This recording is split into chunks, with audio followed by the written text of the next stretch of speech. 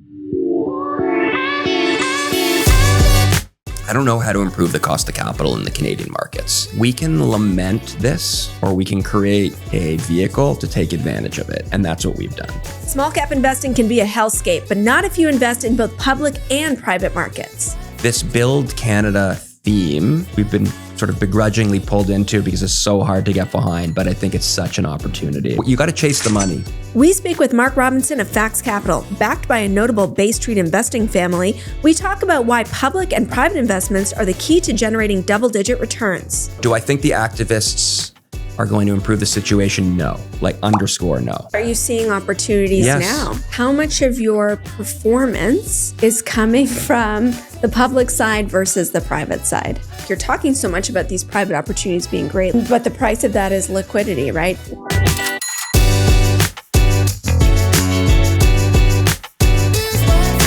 When you choose a Raymond James advisor, you're getting more than independent financial management. You're getting access to complete financial guidance under one roof. From tax and estate planning to trust services for generational wealth and strategies for life's key milestones like buying a home, funding your children's education, or preparing for retirement, they bring it together in one financial plan. What also makes Raymond James advisors unique is their complete independence.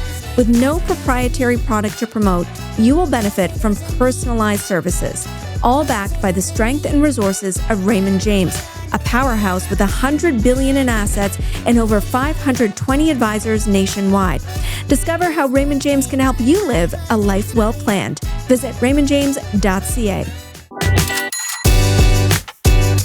The content provided in this podcast is for informational purposes only and does not constitute financial, investment, or professional advice. The views expressed by the host and the guests are their own and do not necessarily reflect the opinions of any organization or company. The host and guests may maintain positions in any securities discussed on the podcast. Always consult with a qualified financial advisor or professional before making any investment decisions. In this episode, we discuss Premium Brands, which is a stock that I own. Hey everyone, we've got a new episode of In the Money with Amber Kanwar. I don't know about you, but I'm ready to just earmuff it when it comes to the geopolitical news, and that's what we're doing in this episode. We're going to focus on other areas of the market. We've got Marc Robinson, who's managing director at FAX Capital. Now, FAX recently launched a fund a couple of years ago, but it's backed by a prominent Bay Street investing family, the Driscolls. If you don't know them, you might know of Century Investments, which they built and sold to CI. So it's interesting sort of beast, FAX Capital. They've got the permanent capital of the family. They also mix in private investments. So 70% of their investments are in small cap public funds, but then 30% are in private opportunities that they'll invest alongside the likes of Brookfield. Sometimes one of their public companies is down so bad it gets taken private. Well, they follow it into the private part of their fund. So it's an interesting strategy, and it comes at a time where it can be very challenging to invest in small caps. Even if you're tempted by low valuations, your stocks can still drop 20, 30%. Robinson's pretty candid. He says, we can lament about what this means for the broader market, or we can just participate in what's going on. So he thinks building a public-private fund for small caps is really the best way to maximize the opportunity. We talk about that, his career arc, and of course, we name names. We talk about a lot of hairy, dicey situations, some that involve activism. And Robinson doesn't shy away from that. He says he also gets involved in what he calls front door activism. All right, let's get into it.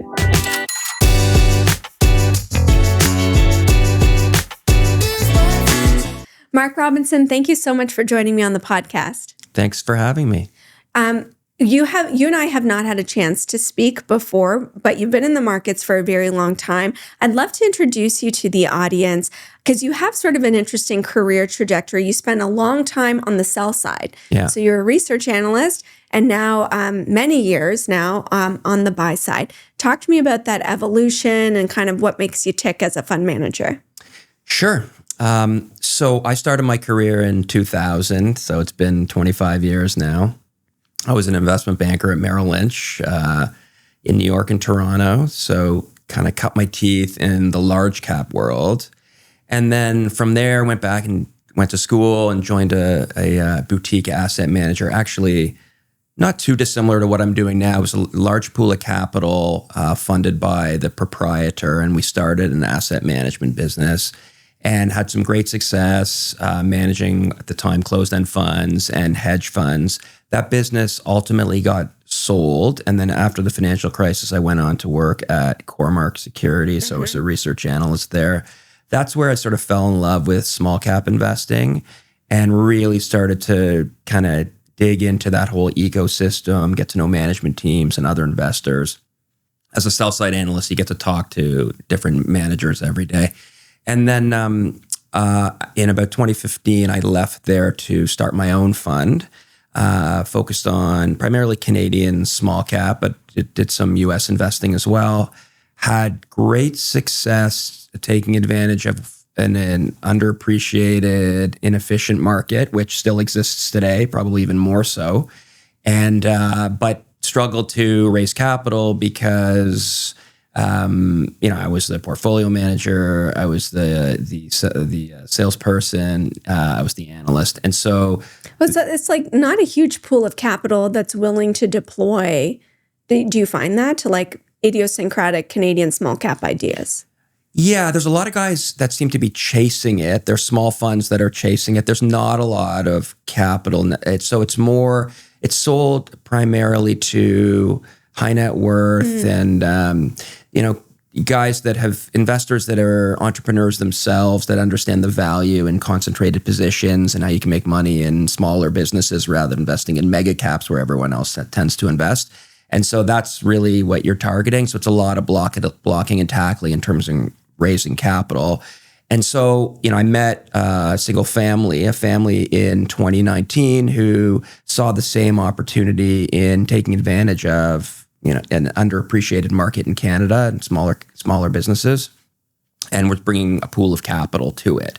And so this is the Driscolls. This was a Driscoll family, exactly. And so they had recently sold a mutual fund business called Century Investments to CI and had made money prior as well in the midstream business. They're involved in building Interpipeline, which got sold to Brookfield Infrastructure. So they're still a large shareholder of that. And so we had a shared vision of taking concentrated positions in these smaller businesses and then working constructively, not as an activist, but what we call active ownership, and rolling up our sleeves and helping to try to extract some of the value through these businesses in a concentrated way with permanent capital. We actually went public on that basis. So we ourselves were a public company. And the irony of that was we became a victim of the same situation we were trying to exploit, which was that we traded at the inevitable discount, right? And the book value of the positions were primarily were primarily public companies with clear quotes. So you could see the book value very clearly, and yet we still traded at a discount. So what'd you do?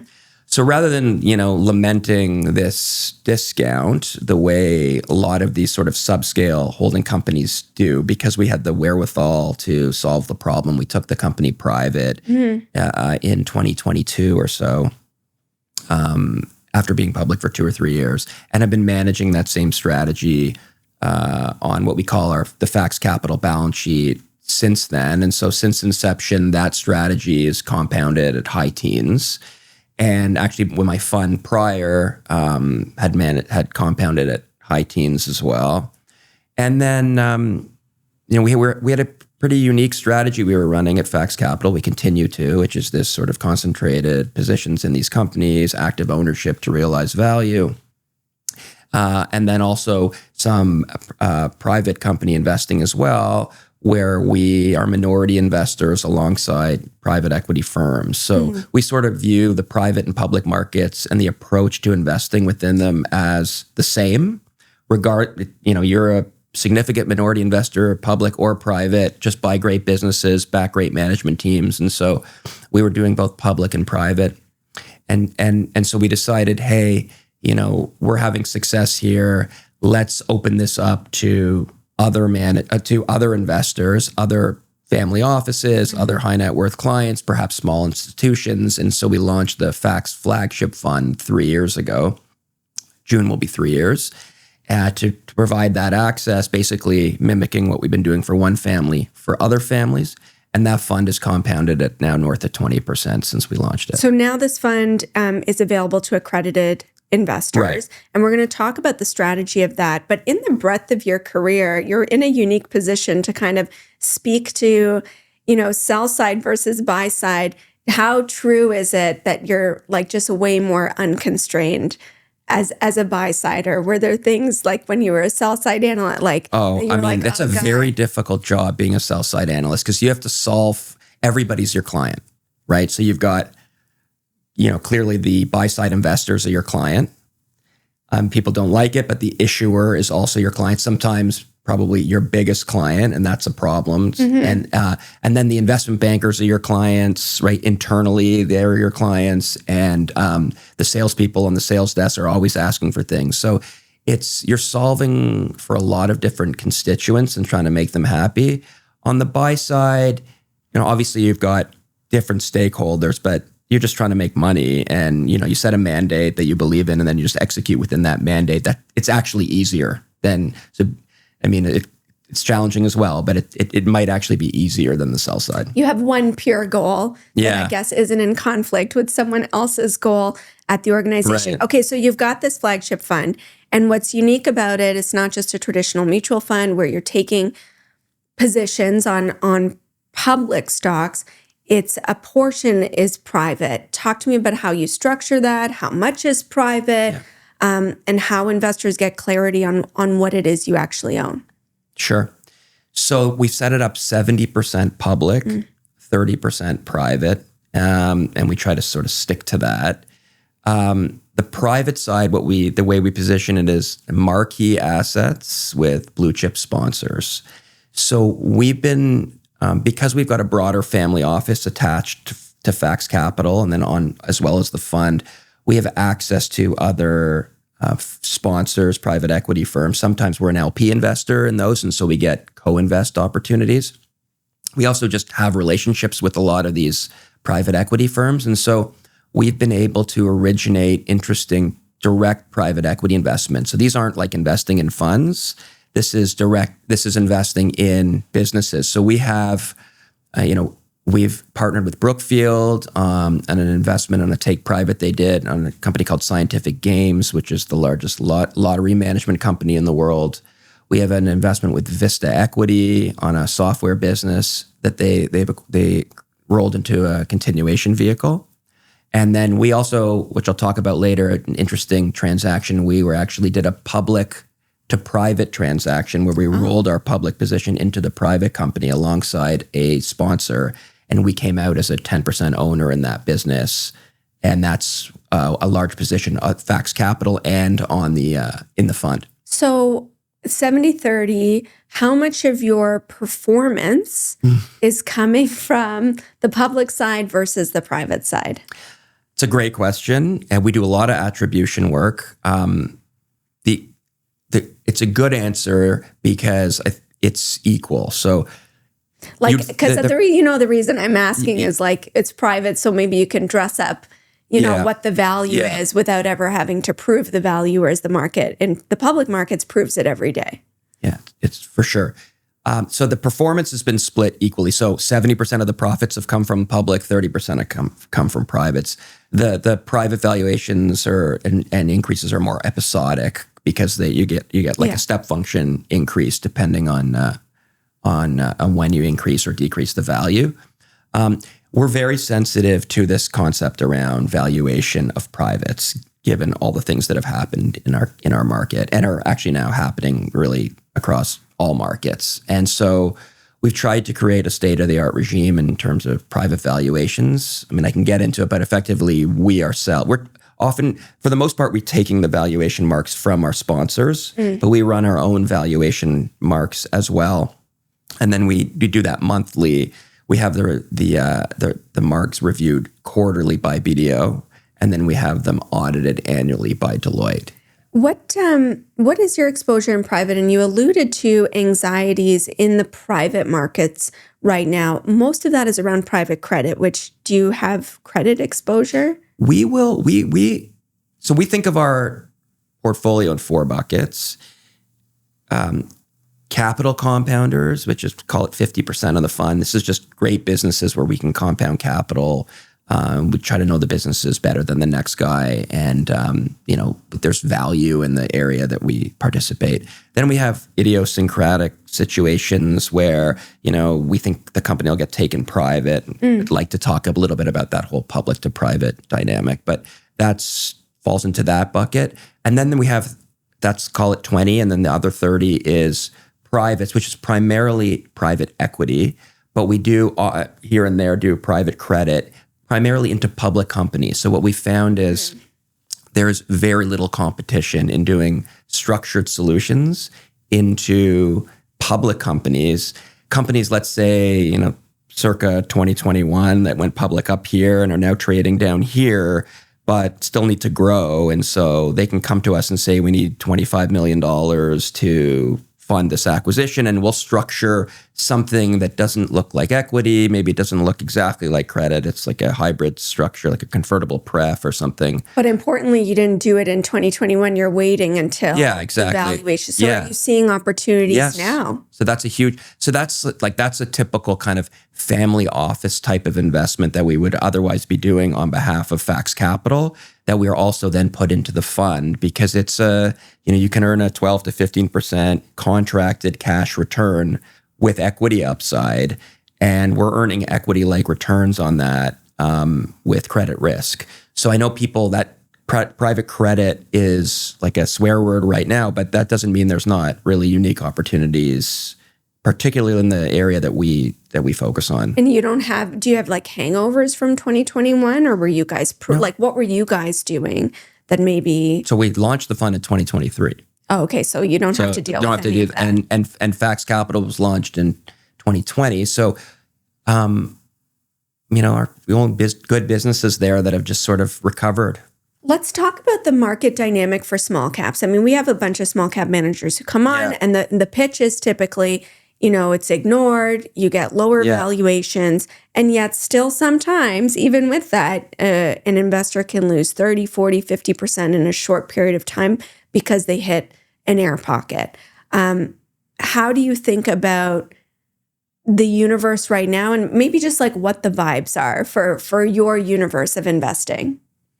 Yeah, so I think there's one really important difference that we focus on than what everyone else focuses on. I think for a long time, this dynamic about Canadian small cap being cheap has been around forever, and we've seen funds kind of fail in that environment because there is no panacea here to fix this problem. Like we've got a flow of capital out of Canada, and now a lot of us focus on non-resources. Now that we've got a very strong resource market, you've got even more capital leaving traditional non-resource small cap companies. And so what I find is you've got a lot of our competitors come in and they talk about how cheap the companies are, and we're waiting for this event to happen. Often it doesn't happen. And so this is why you need to overlay active ownership into these businesses. It's critical.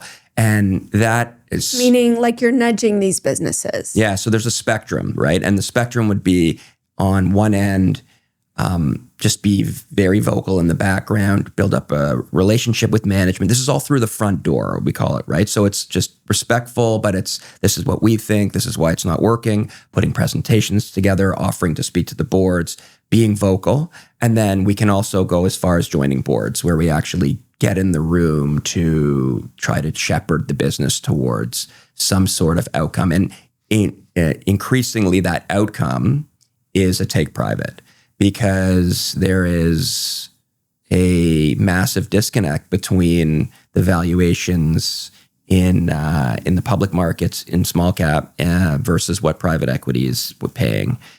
And so, you find that like the same business that if it's private is viewed as large and not so risky, but then you put a ticker on it and it's viewed as small and risky. And so a lot of people just don't want to invest in them.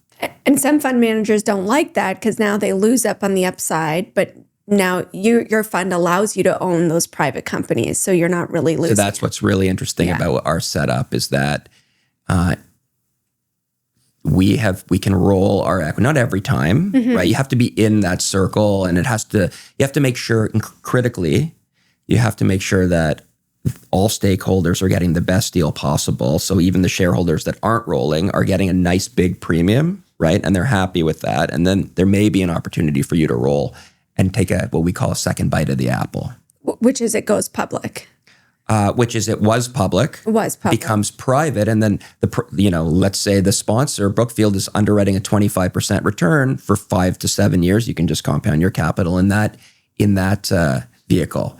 Let's talk about the dynamic though of going private versus going public. There's some IPOs in Canada, but very few and far between. We always hear the pipeline is good, but they're just not coming.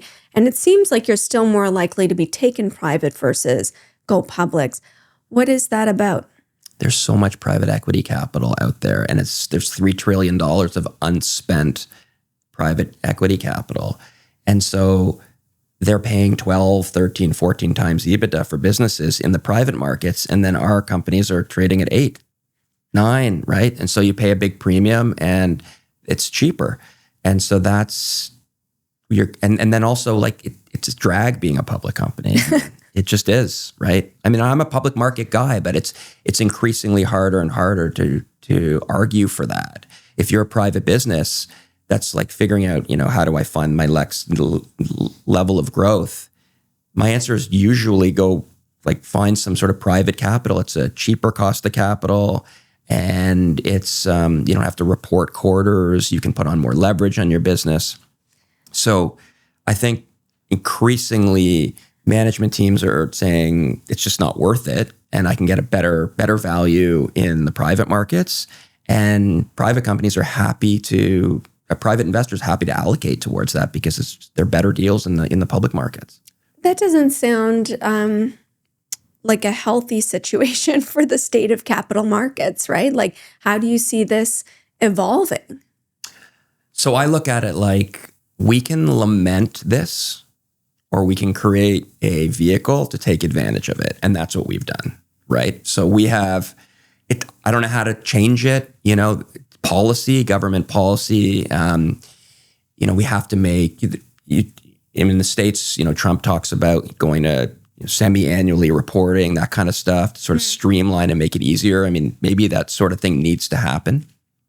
I don't know how to improve the cost of capital in the Canadian markets. There is not a big swath of capital coming back here. So yeah, it's a problem, and it's policy driven probably, and regulations probably need to be dropped. But in the meantime, we can complain about it, or we can try to make money in that environment. And that's what we've done, is because we're buying these businesses and we are shepherding them, helping to shepherd them towards an outcome where we can earn a premium. And like this, it's just in the past month, we've had Boralex we own was taken private. Blackline was a big position for us, taken private. Prior to that, a company in the US called Clearwater Analytics was taken private. So we have a really good track record of this. But the price of that is liquidity, right? I guess it works for you guys because you have permanent capital, and maybe we can talk about your solution to offer liquidity. But with everybody hearing about funds being gated and just not being able to get your money out, that's the good thing about the public markets is you can get in and you can get out. The price of this, I imagine, is liquidity. Yeah. So obviously on a per investment basis in some of these smaller businesses, you got to do your work, right? It's a lot more liquid than a private investment because you have some liquidity. But what we tried to solve for through this crossover strategy is, hey, look, you can get high quality private equity exposure here because we're partnering with great sponsors in great businesses, and that's 30% of our portfolio. But we can fund the liquidity through our public portfolio. And so we're actually mandated to keep 20% of our fund in hyper liquid positions that we can get out in one day. So all the liquidity can be funded through the public side, but you get private equity exposure. It's a better setup, I think, than these retail-focused private equity funds. And I mean, people are talking about private credit with redemption issues and liquidity.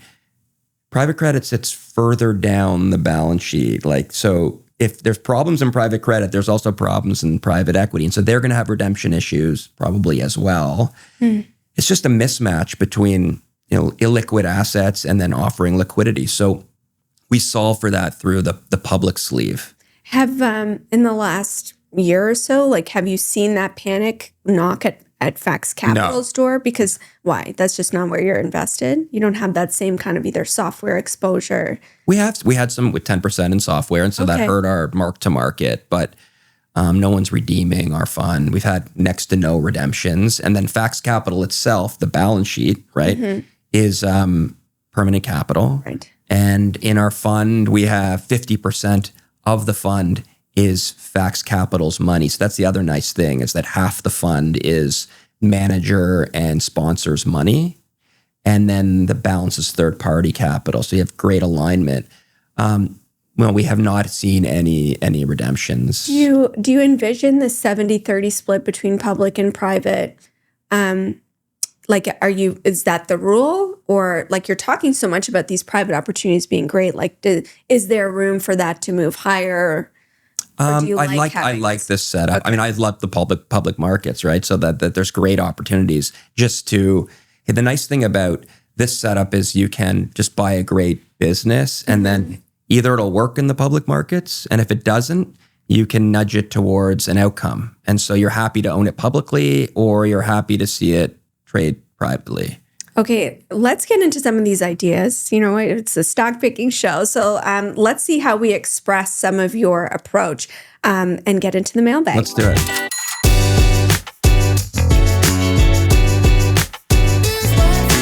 Okay, our first couple of questions, they all have something in common. Okay. They're sort of activist situations, and I think they're all the same vocal activist in Matthew Proud, right, who runs Plantro. And I'd be curious about your relationship with him, quick story, founder of Durham, victim, if I can use that word, of activism himself, complicated battle with Durham aside, then goes out and starts targeting other underperforming companies. Did I capture that essence? Okay, so let's go through. I'm so surprised. We got questions that obviously people have questions about what's going on at these various companies. So the first one is Calian, kind of like staffing, high stakes staffing. Yeah, I think of it a little bit differently. Okay, tell me how you think about it. So as it relates to Plantro on Calian specifically, I don't know. I've heard rumors he's not in it anymore, but I understand why people are asking questions related to this, because that's just stuff that you'd think people in the know, in the sort of epicenter of the information, would know better than others. And so that's fair that people are asking that.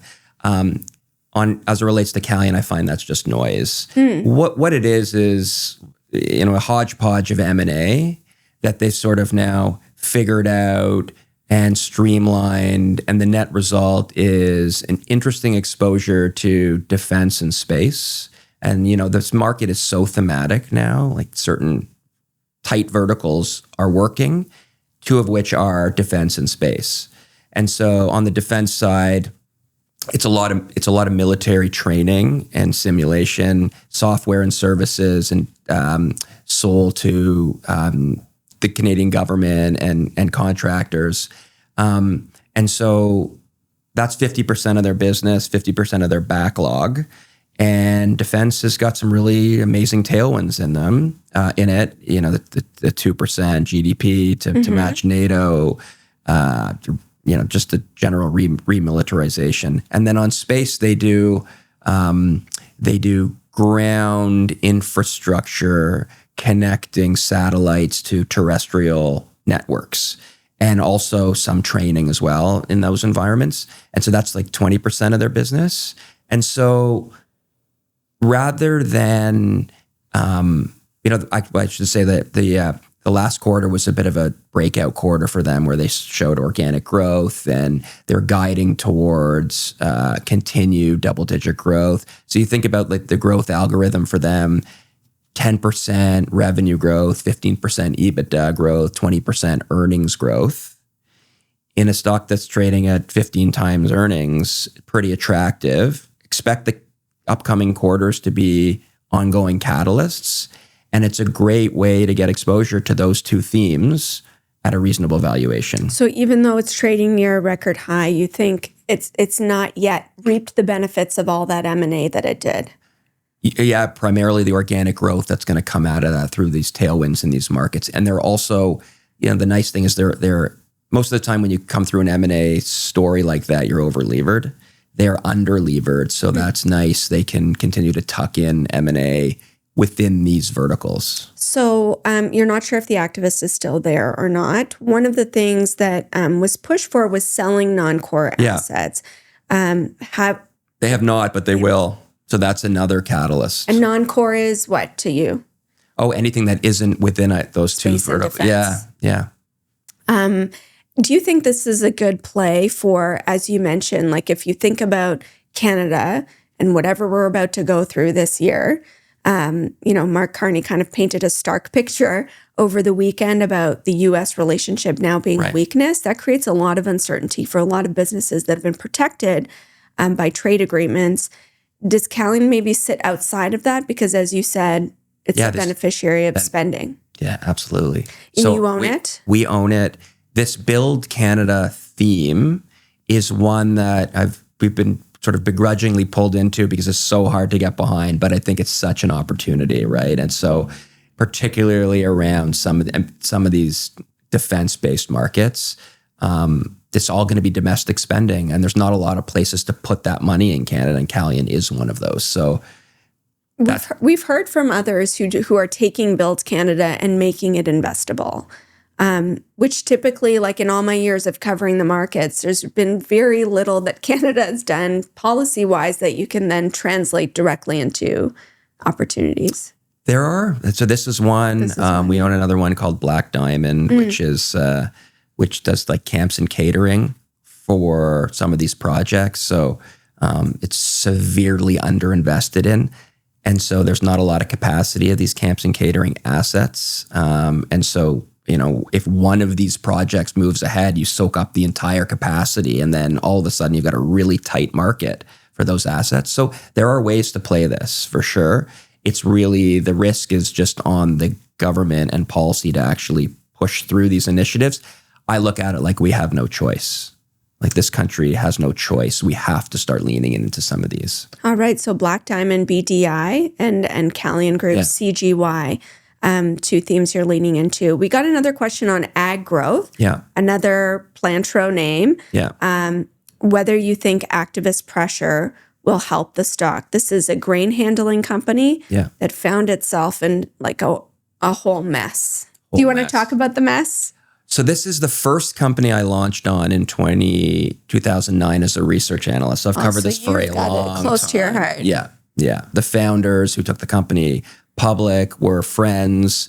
In fact, one of those founders, the CFO, just joined the board. And so do I think the activists are going to improve the situation? No. So like underscore no. And remember, there were already activists in this. So this is like activists on activists before the first activists have even had a chance to really do anything. Again, another hodgepodge of M&A, right? It's a common theme here, I think, with some of these questions. And a lot of debt. And a foray into the commercial markets, which is what's driving growth historically. So think about like international markets. Before it was Ukraine, but now it's more Latin America, building industrial infrastructure around grain handling, like around ports. Yeah, Brazil. And this is where they're in a bit of a mess. So what they were doing essentially was winning business by providing credit to their counterparties, right? And so going back to this idea of like really high costs of capital for small cap companies, and then you are becoming the bank for some of your customers who themselves are very creditworthy.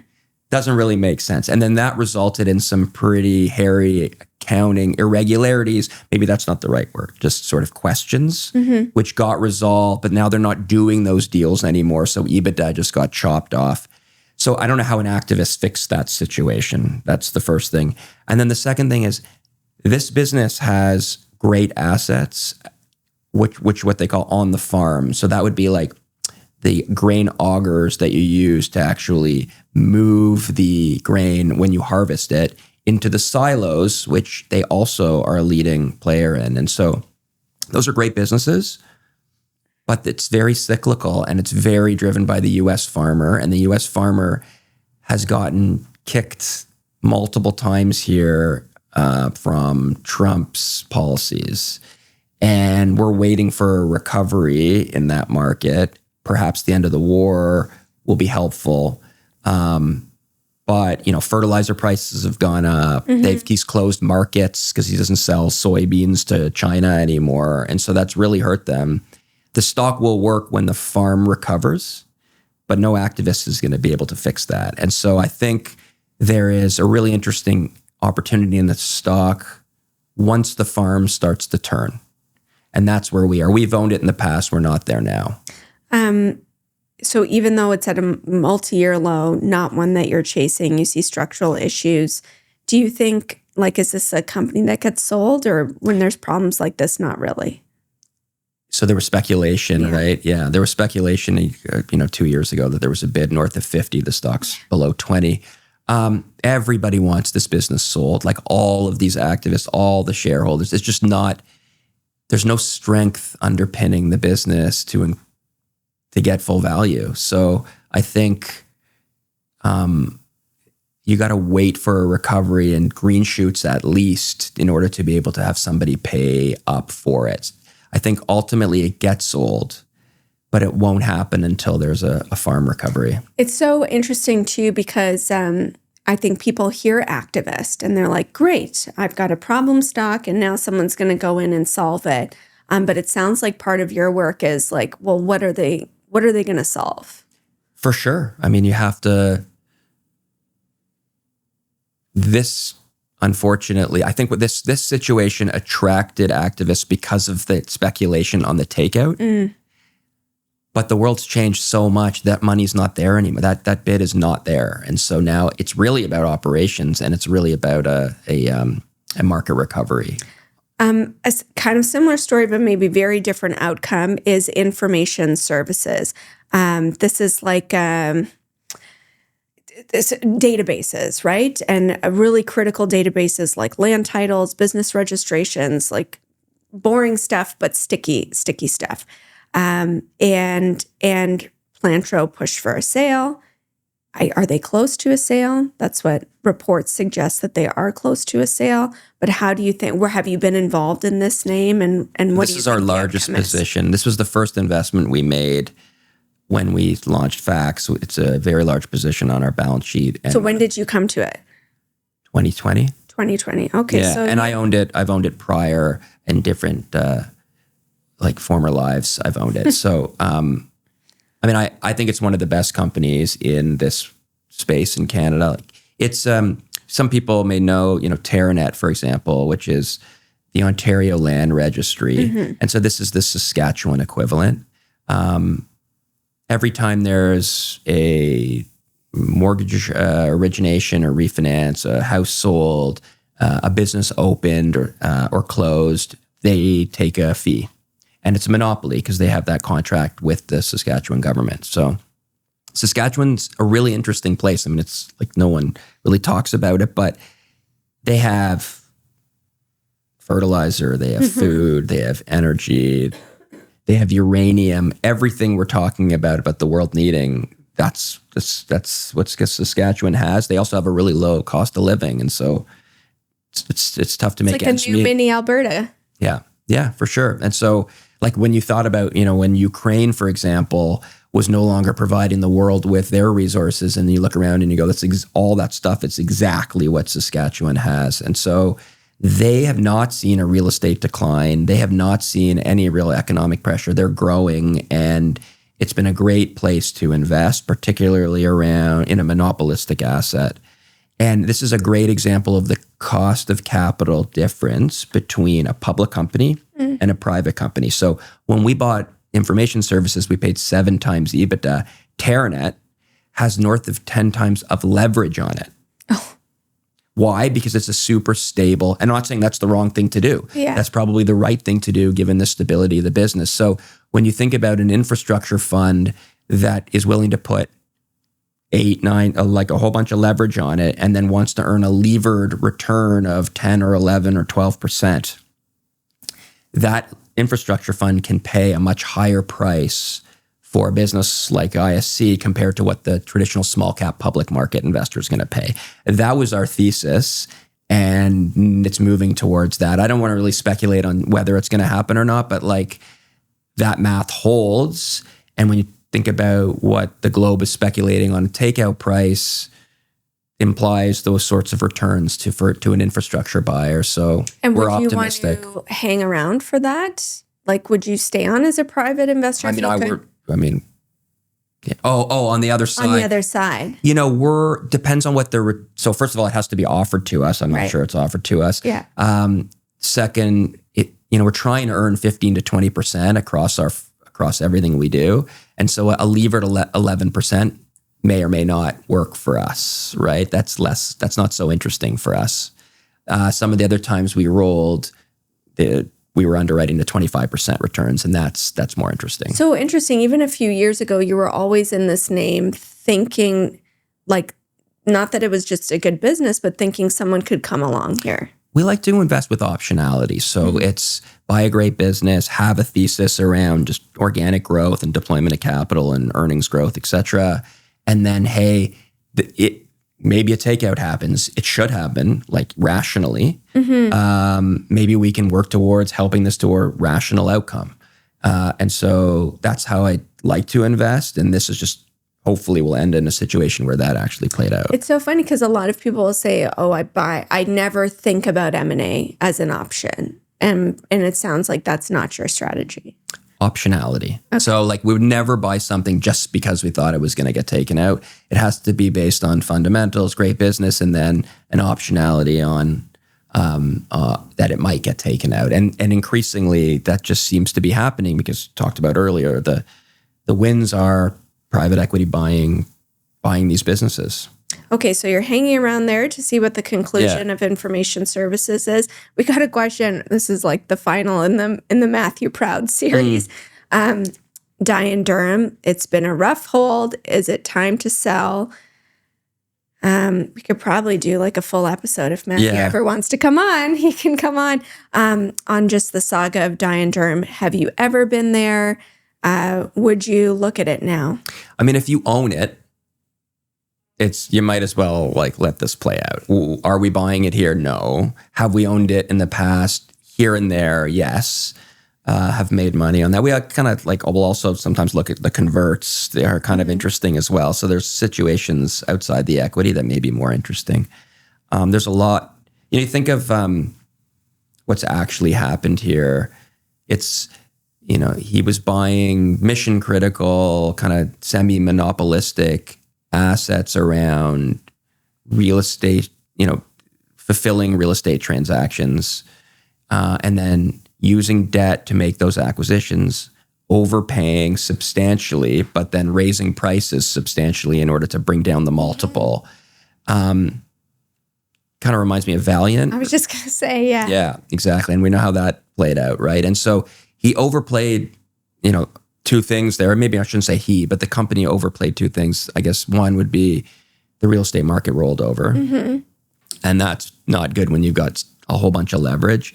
And then the customers started to, revolt a little bit around some of these arguably anti-competitive type of tactics. And so that's also hurt their business, and revenue's declining and EBITDA's declining, but debt's not declining, right? No. Yeah. And so that's a problem. I think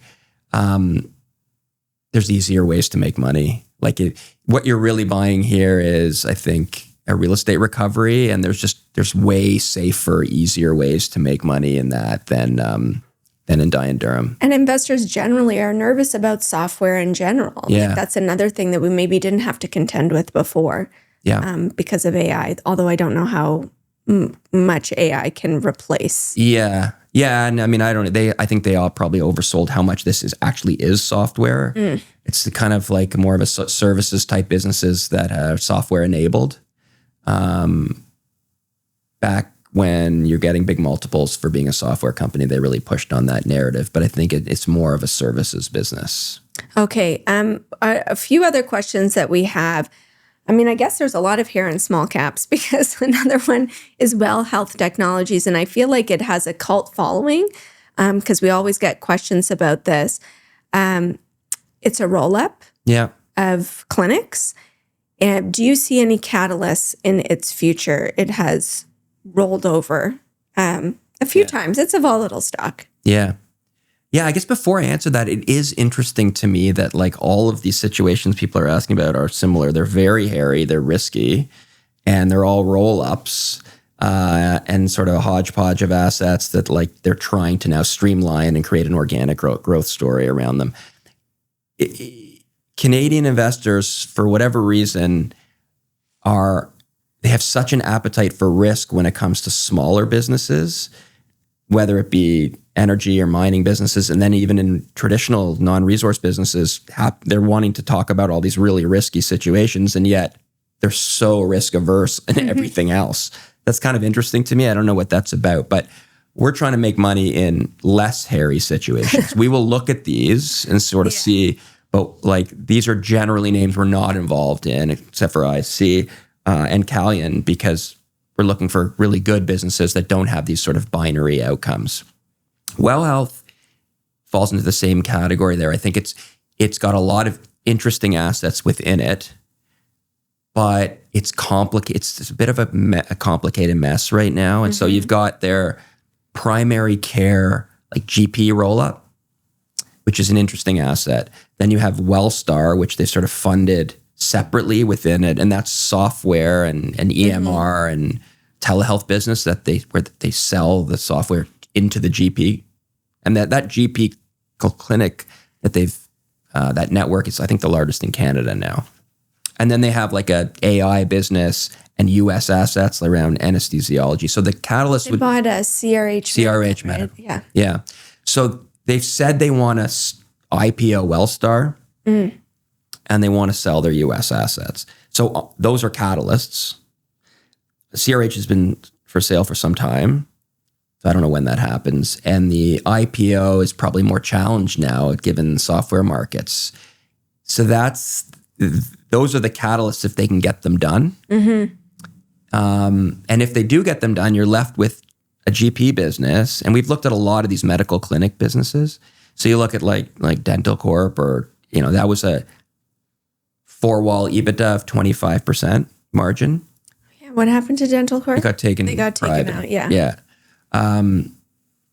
Falls into that theme again, right? And the clinic business, the GP clinics, those are like 3 to 5% EBITDA margin. So a lot of the clinic owners that are just one-offs that we see around town are actually not making money. And so Well Health can buy them at very low multiples or sometimes pay nothing at all and just bring them into the network and then just try to drive scale through volume. So you'd like the business if it was cleaner? Yes. Okay. All right. So stay tuned for that, I guess. We have a question. I wonder your history with this sector on pot stocks. Do you ever look at this question coming from Zach, and is there ever going to be a time again to buy them? Yeah. So yes. And when I was on the sell side, we were like right in the heart of that. So saw, Tweed, which became Canopy at $1 a share, and then decided I didn't want to own it because I don't know. It just didn't feel real at the time, and then it became very real. So I've sort of followed it from its infancy, and then didn't look at it again until about 3 or 4 months ago. And there are some really interesting companies in there, believe it or not. So, but they're not the companies that you know, and you've probably not heard of them. Like no, I would not buy Canopy. It still does not make money, believe it or not. Or like Tilray, for example, makes some money, but it's an expensive stock. So Chronos, not interesting. But there's some smaller players that have just put their head down and become really efficient growers. Like who? So one would be Oxley, which I don't know if you remember cannabis. AUX? Is it? Yeah, I think it's XLY. XLY. Yeah. AUXLY. Oxley. Yeah. Right. And then XLY on the TSX. Right. So this used to be Cannabis Wheaton. Yes. Right. And so they have a local facility. Small, like 185 market cap. Yeah. We don't own any of these, and then there's another one called Canera, which is a Montreal-based grower. So their ticker's LOVE. Oh, cute. Yeah.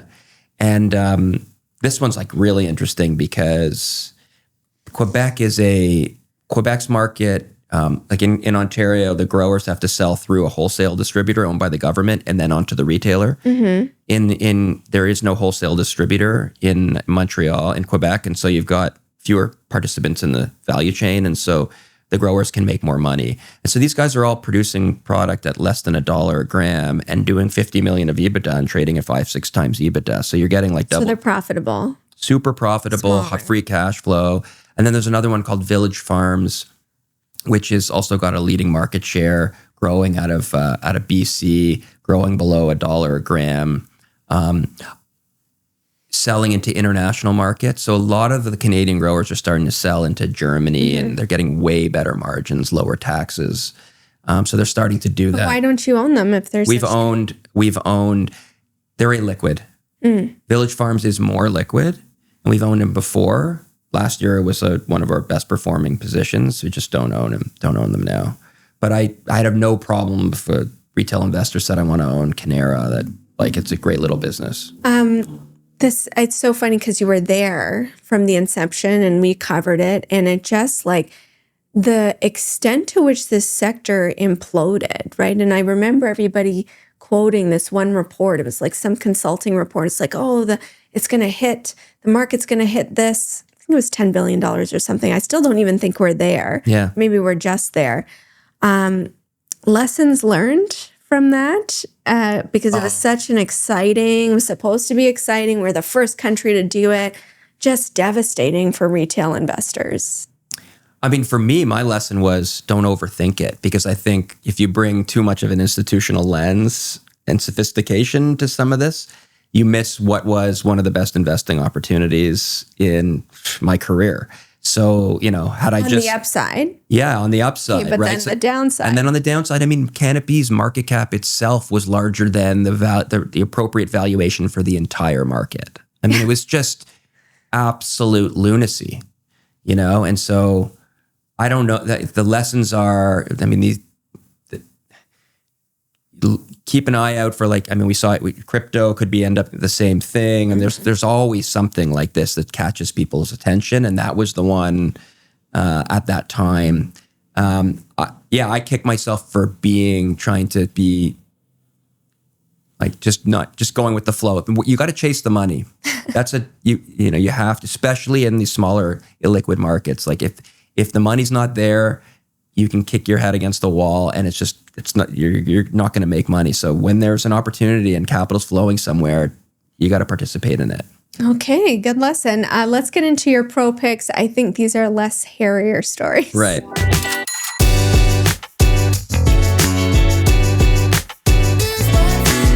Pro Picks is brought to you by ATB Financial.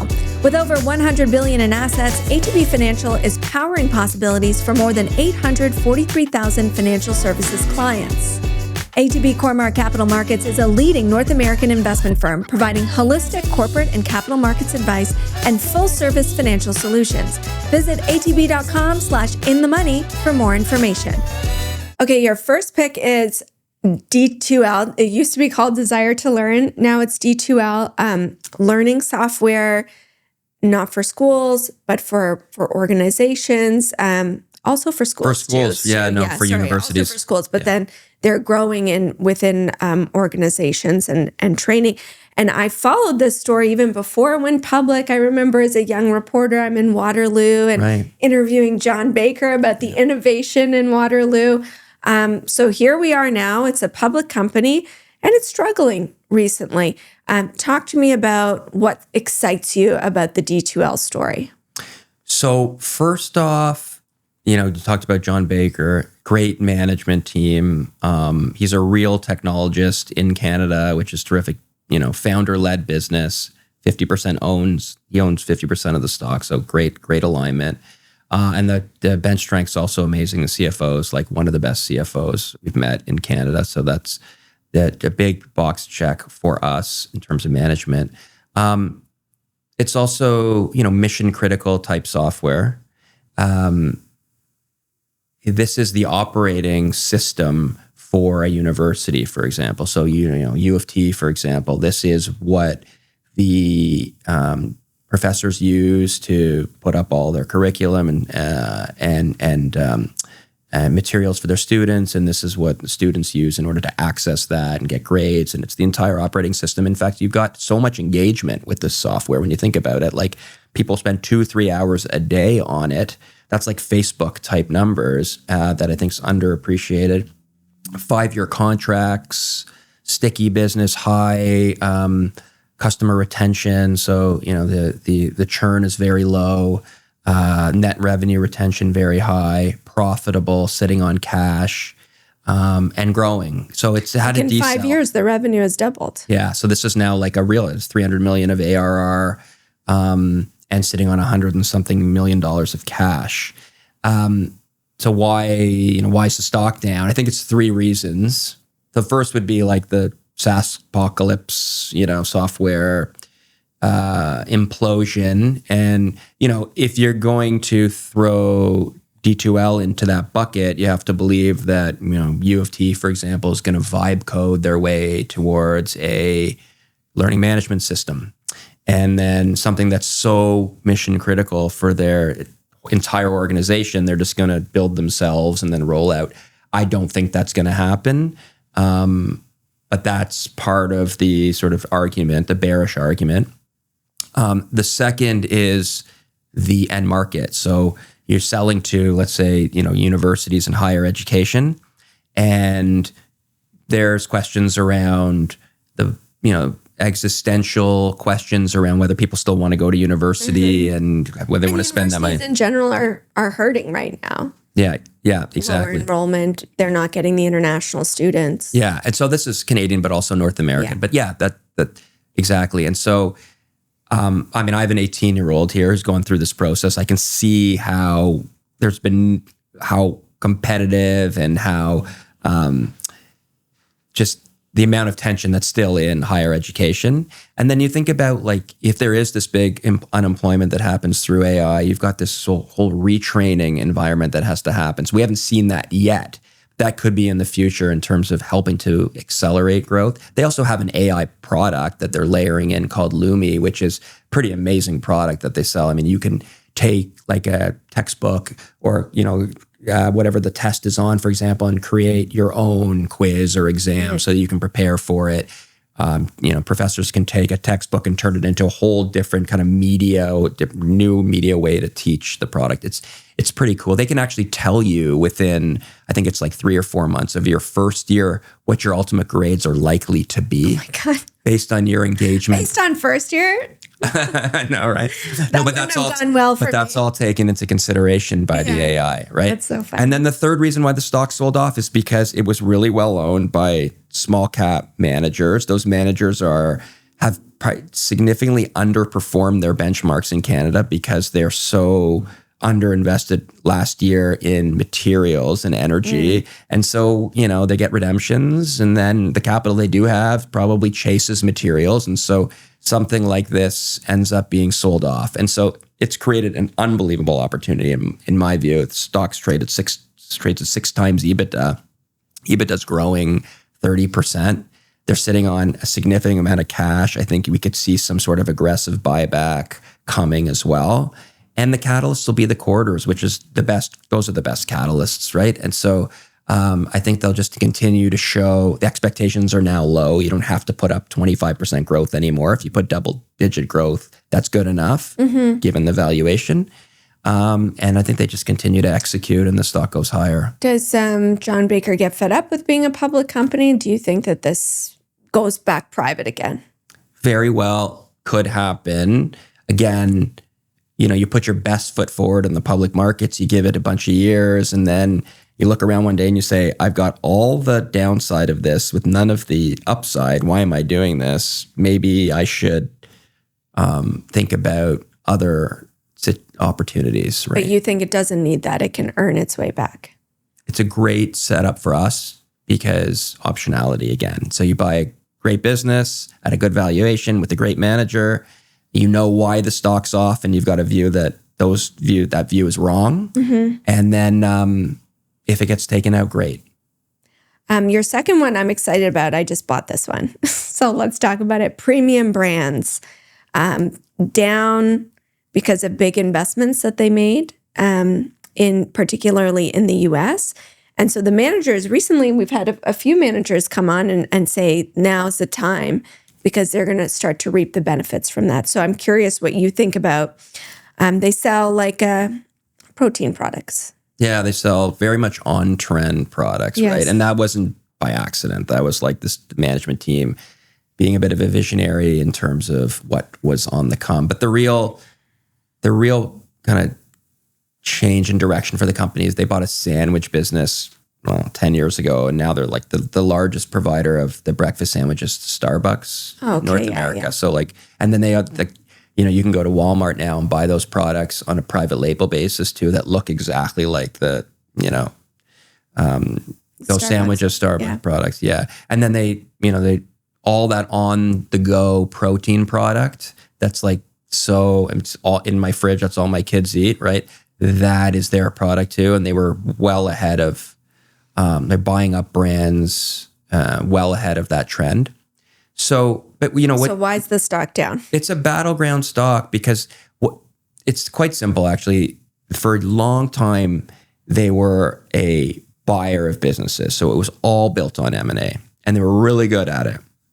And they're paying a reasonable multiples for those businesses. And then over time, the acquisitions had to get bigger and the multiples were going higher. Now you're competing with private equity, perhaps, for some of that M&A.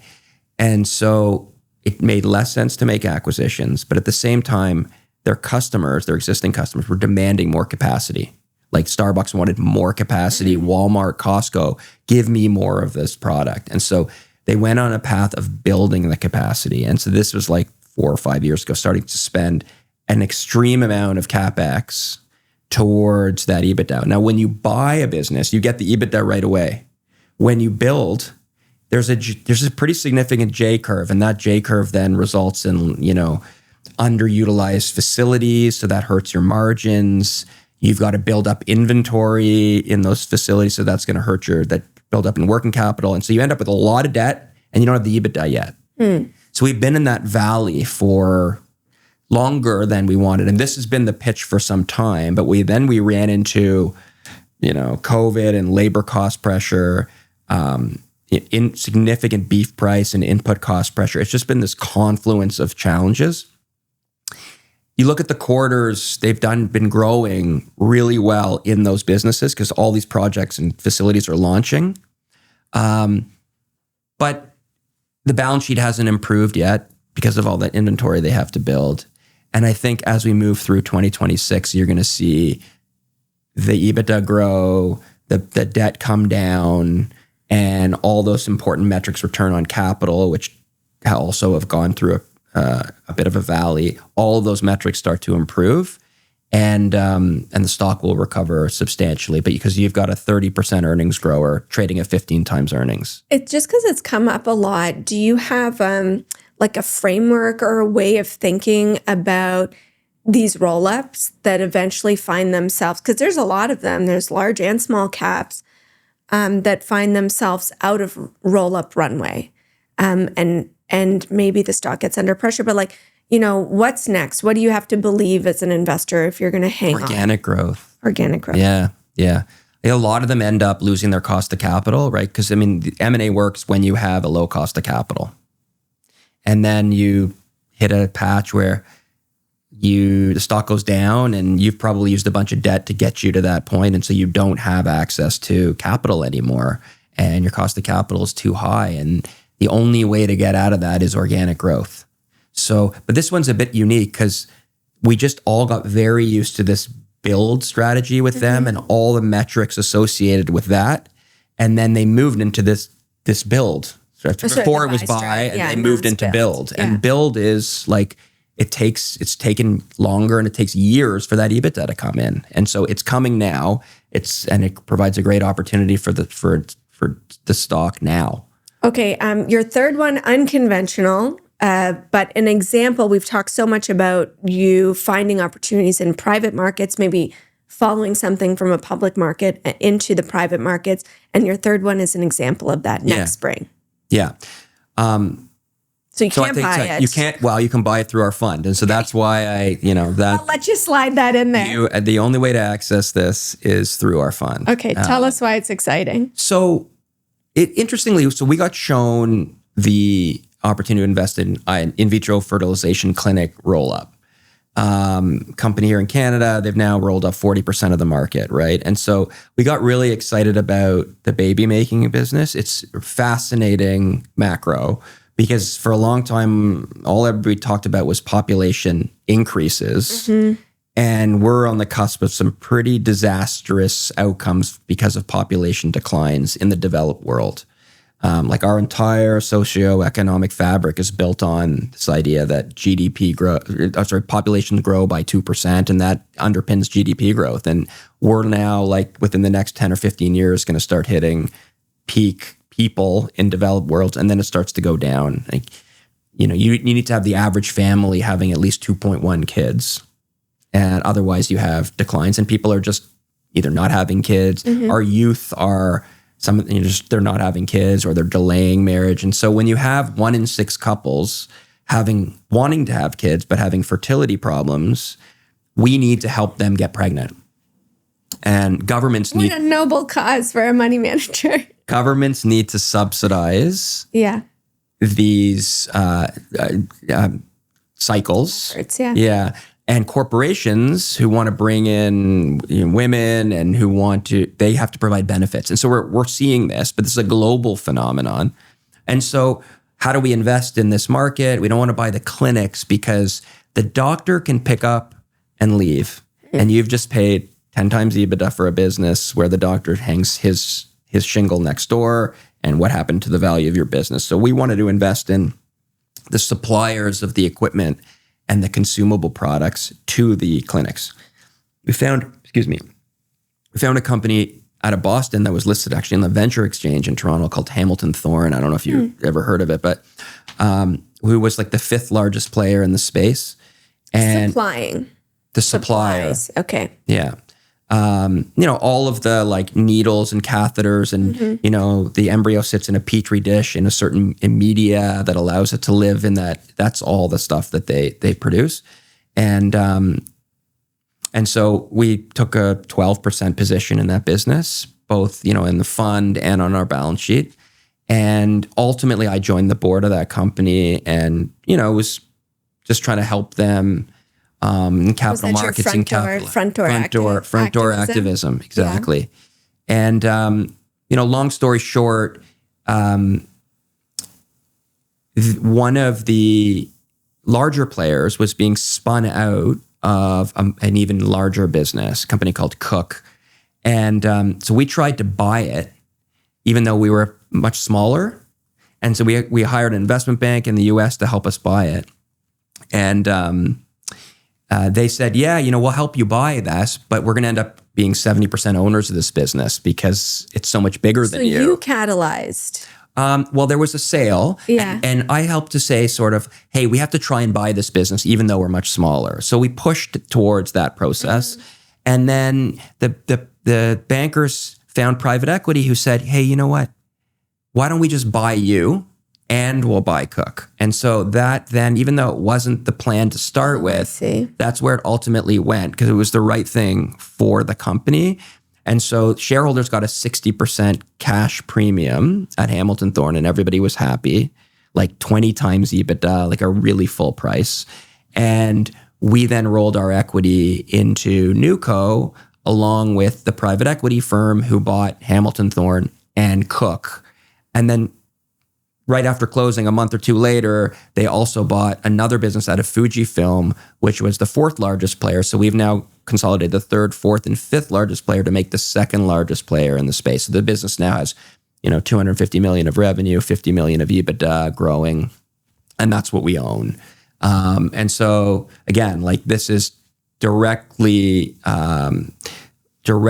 correlated to IVF cycle growth because we're selling the consumables that you need for each cycle, and it's growing globally. I think it's a multi-decade growth opportunity here. And so you could have just taken that 60% and walked, with that premium, but now you still get to participate in that story. And like, what does that look like in the private fund? Eventually it comes back out, or? Yeah, I think we are happy to compound our capital, right, in alongside the private equity firm's Parisian-based firm called Astorg. I'm actually tomorrow going out to a board meeting, so we have minority rights, and so we're on the board to get an update. And so we'll hold it. We'll compound capital. We don't control it, but we have a good dialogue with the private equity firm. Ultimately, they will sell it. They'll either IPO it. I think it'll be a really interesting, there's no other way to really play this in North American markets. So it'll be a really interesting IPO, or they'll sell it to a strategic and we will monetize it then. And so it's a really exciting investment for us across our firm. Marc, it has been an absolute pleasure. Really interesting stories in your universe. Thanks so much for sharing them with us. Thank you for having me. This ETF Minute is sponsored by Vanguard Investments Canada. This video is for general informational purposes only and not personalized investment advice.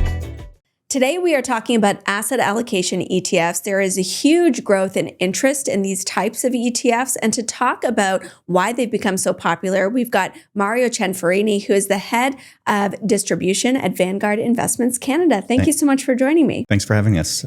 Let's understand why asset allocation ETFs have become so popular. As I think back, at Vanguard, we launched our first suite of asset allocation ETFs in 2018.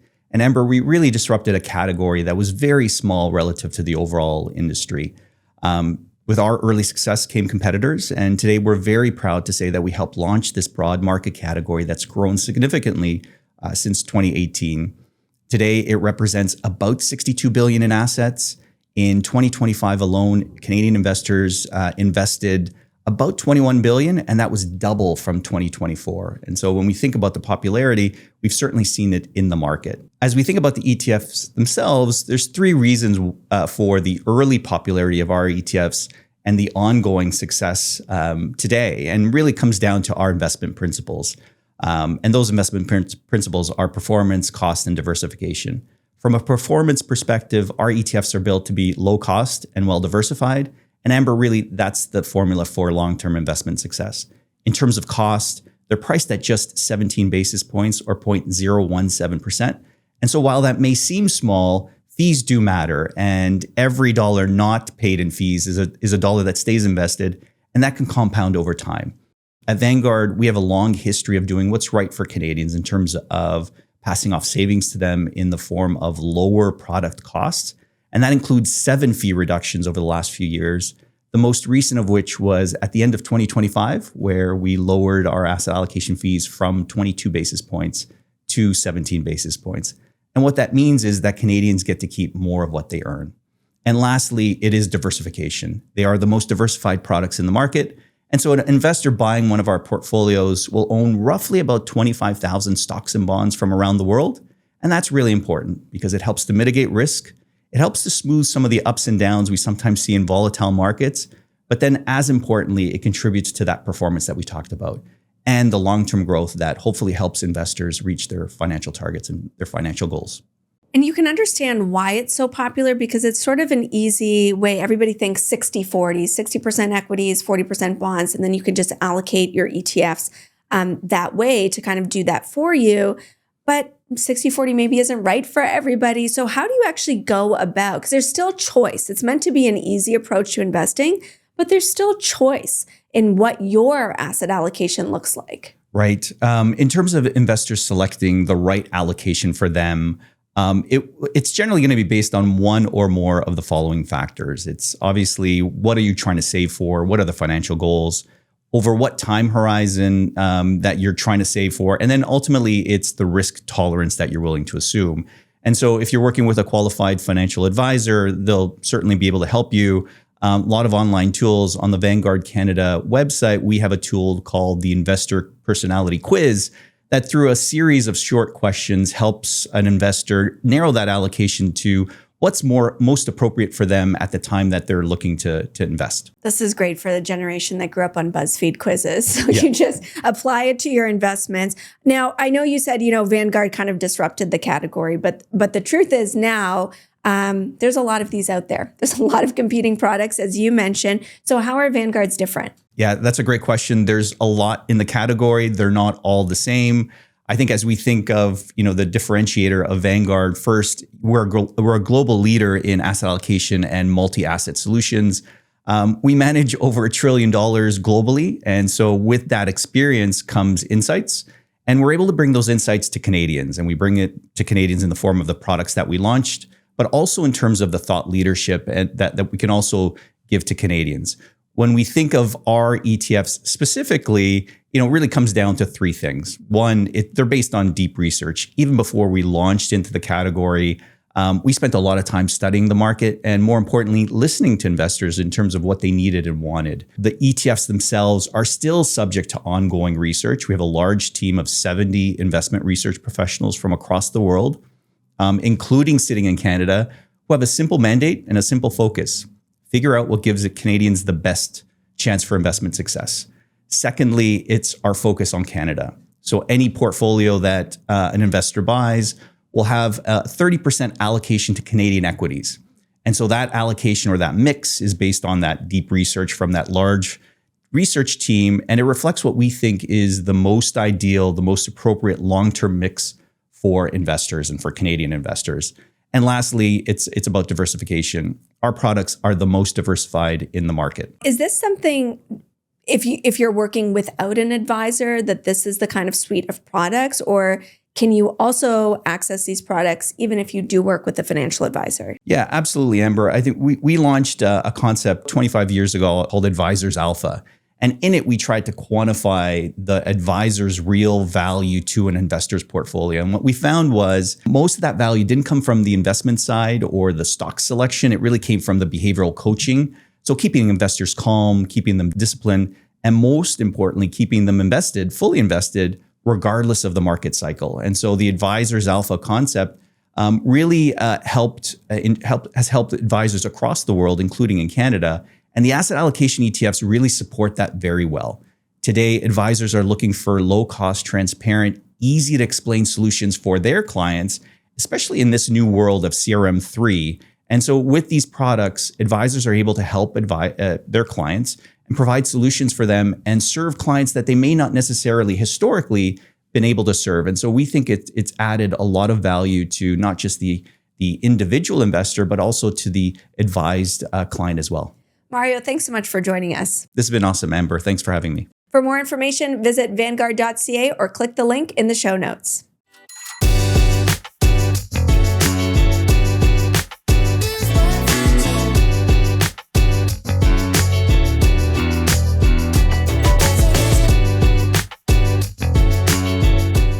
The next episode, we're talking micro caps, probably the smallest cap companies we've ever talked about, with Mathieu Martin, who is of the Rievemont Micro Cap Fund.